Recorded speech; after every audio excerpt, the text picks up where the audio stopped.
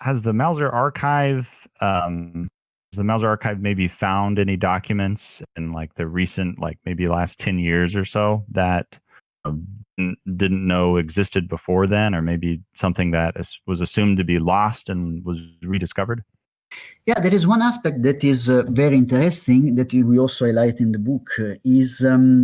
Sometimes we face what we call today fake news or legend, and this is something that is there is one that is very cool about the genesis of the Mauser C96 pistol. C96 pistol is most probably the most icon pistol Mauser designed. And the story is that this pistol was designed by the brother Federle, and in any book of about the C96 pistol, you can read that the brothers Federle developed this pistol, now hiding this development from Paul Mauser. So Paul Mauser was not aware about this development.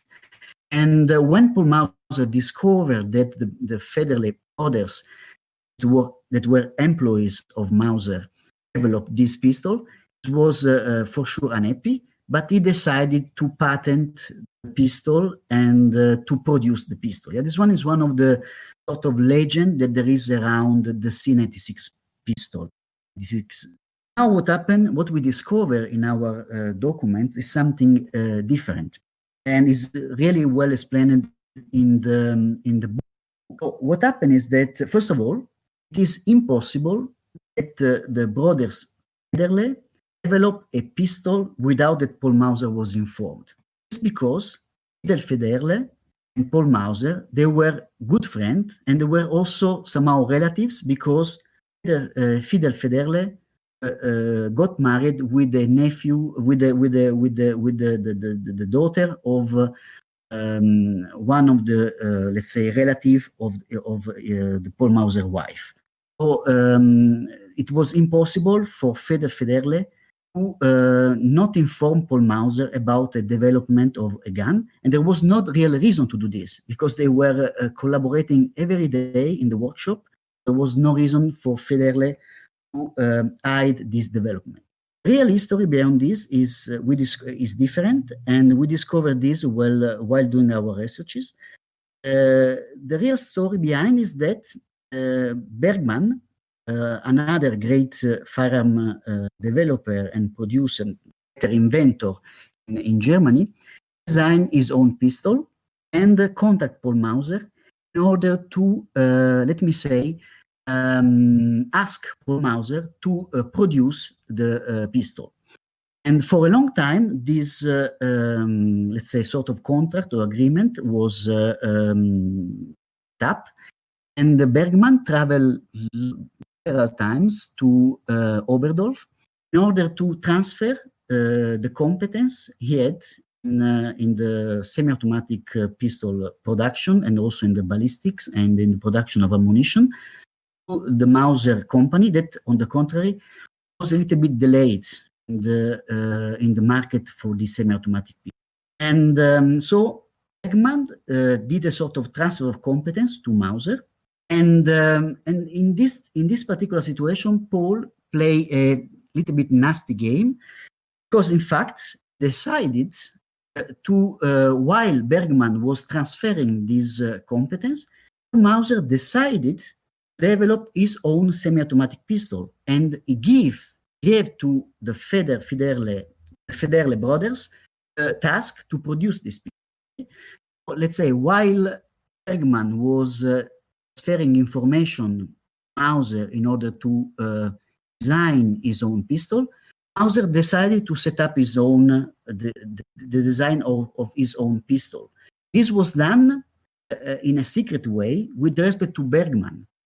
So the legend was then created in such a way, because when finally Paul Mauser told Bergmann, "Hey, Mr.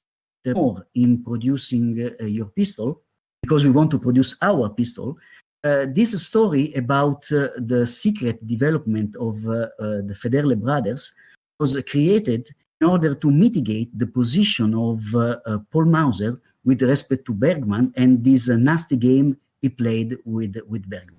This one is a nice story.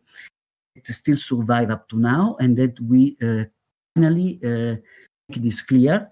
So the brothers Federle were formally tasked by Paul Mauser to develop in secret the pistol, and this was a way, I repeat, to let's say reduce the involvement of Paul Mauser in the production of the pistol with respect to the role of Bergmann, that was actually in the same time transferring knowledge about how to produce semi-automatic pistols. This one is a very interesting story.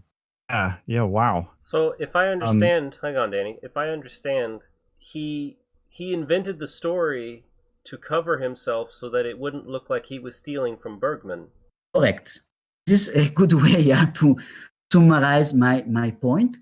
Exactly. You have to imagine in which difficult position Paul Mauser was sitting, because from one side, Bergmann was with the hope of a final production of his pistol, was transferring his information about the semi-automatic pistol he developed to Mauser.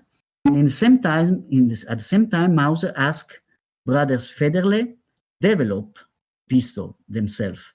And at a certain point, Mauser was in a very difficult situation. And therefore, the best way to exit from this situation was to say, hey, Mr. Bergmann, I'm very sorry, but I was not aware about the production of this pistol from my collaborators. Now it's done.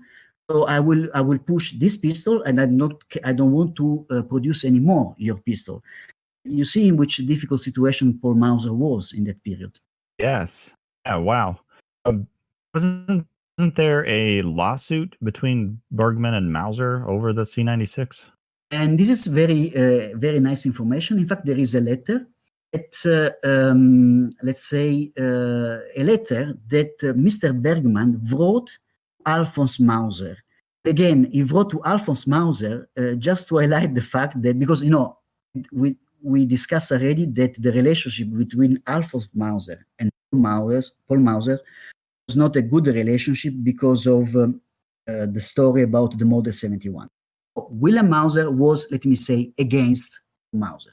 Wilhelm Mauser was a good ally for Bergmann in order to write to him a letter where Bergmann stressed the fact that he had a very bad experience with Paul. And in this letter, mainly explain or let understand why he didn't push too hard this situation, because Paul Mauser in that period was already a very famous maker in Germany. And while Bergmann was just an inventor that was searching for somebody that was producing his pistol. And let's say if he starts fighting against Paul Mauser, the side effect could be even, worse, and simply accepting the situation and try to find out another company that can produce his pistol. Is the point? I get you're saying is that he was stuck because if he fought Mauser was so popular and famous that he wouldn't have anybody else that would want to make stuff for him.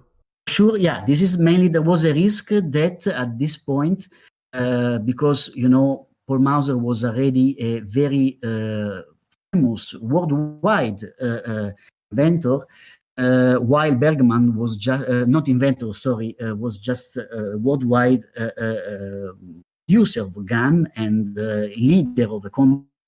While Bergmann was just a person that was, knocking to different doors in order to find somebody that was producing his gun. So this can create some negative side effect to Bergmann's research of a company.